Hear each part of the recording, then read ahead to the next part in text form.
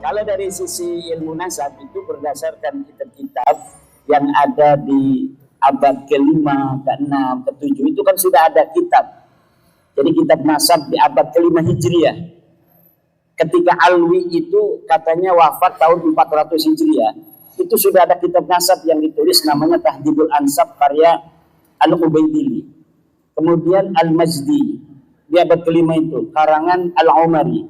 Kemudian ada Muntaqilatul Talibiyah karya daripada siapa itu Muntaqilatul Talibiyah. Itu tidak ada nama Ubaid disebut sebagai anak daripada Ahmad bin Isa.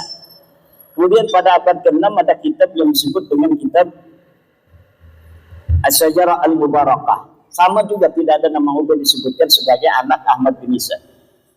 Ahmad bin Isa-nya ada, disebutkan anak-anaknya, tapi tidak ada disebut Ubaid punya ayah nama Ahmad bin Isa dan ditulis sebagai turun Nabi, tidak ada. Di abad ke-7 ada kitab Al-Fakhri. Di abad ke-7 juga ada kitab Al-Asili. Ada abad ke-8 kitab As-Sabatul Musad. Abad 9 kitab Umdatul Talib. Itu tidak ada semuanya itu yang menyebut Ubaid itu adalah anak daripada Ahmad bin Isa. Lalu kapan mereka itu mengaku sebagai turun Nabi? Ya di abad 9.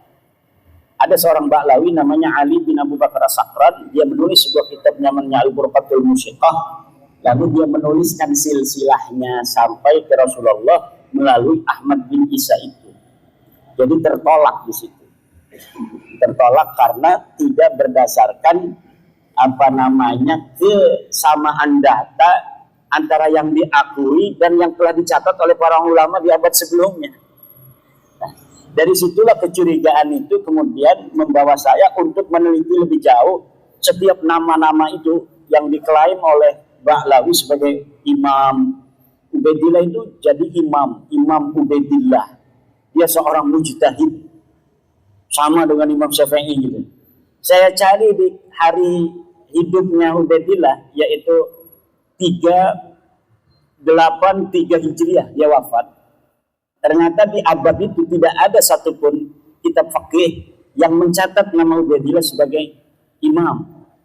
Kitab sejarah di Hadramaut, di Tarim, yang menyebutkan nama seorang ulama namanya Ubaid, tidak ada.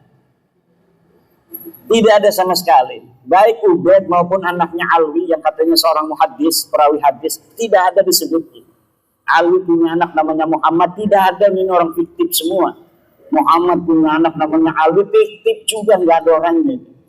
Alwi punya anak namanya Ali Kolikosan, nggak ada orangnya. Sejarahnya ditulis itu pada abad 10-11 dengan begitu tinggi beserta keramat-keramatnya, tidak terverifikasi di dalam kitab-kitab di mana dia hidup. Berbeda dengan Syekh Abdul Qadir Al-Jailani. Syekh Abdul Qadir Al-Jailani ada di abad ke-6, itu kitab abad ke-6 mencatat orang yang hidupnya bareng bahwa di Baghdad ada seorang Ibnul Jauzi. Ibnul Jauzi itu satu masa dengan Syekh Abdul Qadir Jailani. Ibnul Jauzi menulis kitab, dia mencatat nama Syekh Abdul Qadir Jailani, seorang ulama besar, pengarang kitab. Kemudian dia ahli dalam bidang ilmu tasawuf. Dhaharat karamatuhu alal mala, keramat-keramatnya muncul di hadapan orang. Itu dicatat. Itu bukti bahwa sosok ini ada. Tapi kalau seorang yang hari ini dikenal ulama besar di abad ke-4 seperti Ubaidillah, tapi sama sekali tidak ada jejak-jejak peninggalan, baik berupa tulisannya maupun ditulis oleh muridnya, ataupun diceritakan oleh orang lain yang semasa hidupnya dengan dia, maka sosok itu tidak bisa dikatakan sosok yang eksis, tetapi dia adalah sosok yang fiktif. Seseorang yang namanya diciptakan, sejarahnya kemudian dibangun untuk diatribusikan sebagai leluhur mereka. Padahal pada masanya nggak ada orangnya dengan kesejarahan yang seperti disebutkan pada abad ke-11, ke-12, ke-13 Hijriah itu. Kebanyakan kitab-kitab Ba'lawi yang menerangkan tentang leluhur mereka itu dikarang sejak abad 9, tapi belum rapi sejarahnya. Oleh Ali As-Sakran di abad 9, 895 Hijriah. Kemudian diperbaharui, ditambahkan kisah-kisahnya oleh kitab Al-Ghurar karya Ali Khalid Ba'lawi. pada 960 Hijriah. Kemudian ditambah lagi lebih sempurna sejarahnya itu, jadilah Faqih Muqaddam itu di dalam kitab Al-Masra'ur Rawi abad 11. Nanti di abad 12 ngarang lagi lebih hebat lagi keramat-keramat sampai Mi'raj segala macam itu. Itu semakin lama semakin dibikin-bikin sejarahnya yang glorifikasinya lebih tinggi dari sebelumnya. Nah, kenapa kita bisa mengatakan seyakin-yakinnya mereka palsu? Karena glorifikasi itu. Jadi karena mereka rajin menciptakan sejarah sendiri yang tidak sesuai dengan sejarah masa lalu, akhirnya kita mudah memverifikasinya.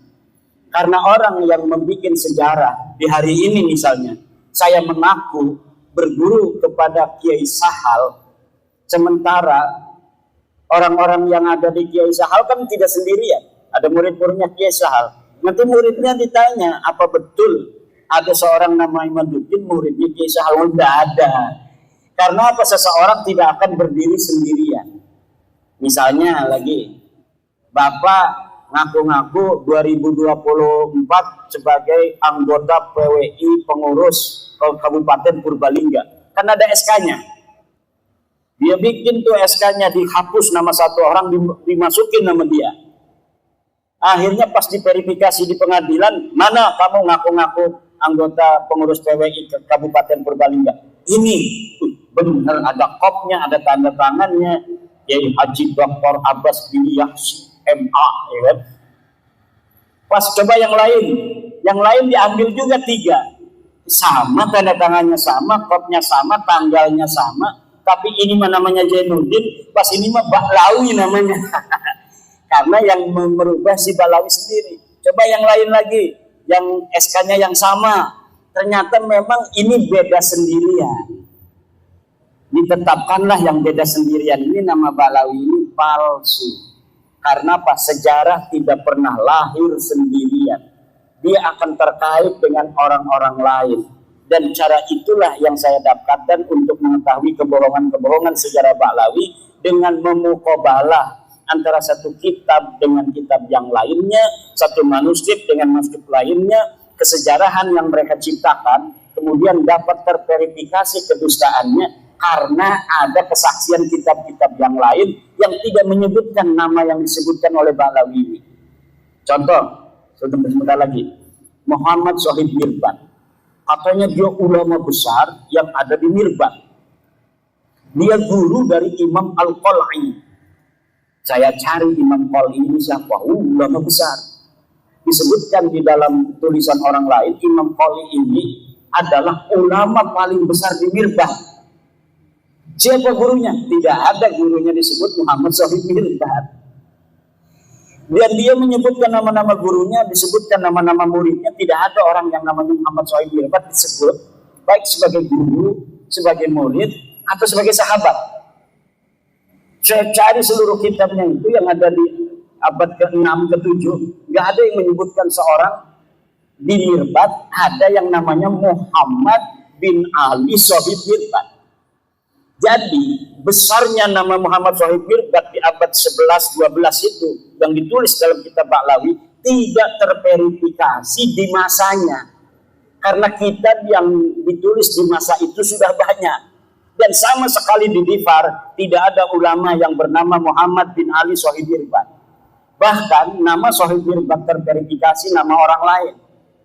Jadi ada sebuah kitab menyebutkan Shahid Mirbat itu untuk seseorang namanya Muhammad Al-Akhal Al-Manjawi Sahibu Mirbat.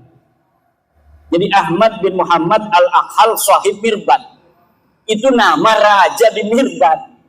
Diambil nama Sahib Mirbatnya itu menjadi apa namanya gelarnya dia. Muhammad bin Ali-nya diciptakan. Muhammad bin Ali-nya diciptakan dan terverifikasi nama ini fiktif. Begitu pula keramatnya Faqih Muqaddam. Muqaddam bisa Mi'raj segala macam, tidak ada. Tidak ada orang di masa Faqih Muqaddam yang menulis Faqih Muqaddam sebagai ulama. Tidak ada. Jangankan keramatnya besar, sebagai ulama saja tidak ada. Demikian untuk yang selanjutnya itu kita bisa diskusi Mudah-mudahan ada manfaatnya pertemuan kita kali ini. Wallahu wal muwaffiq ila aqwamit thoriqin. Wassalamualaikum warahmatullahi wabarakatuh.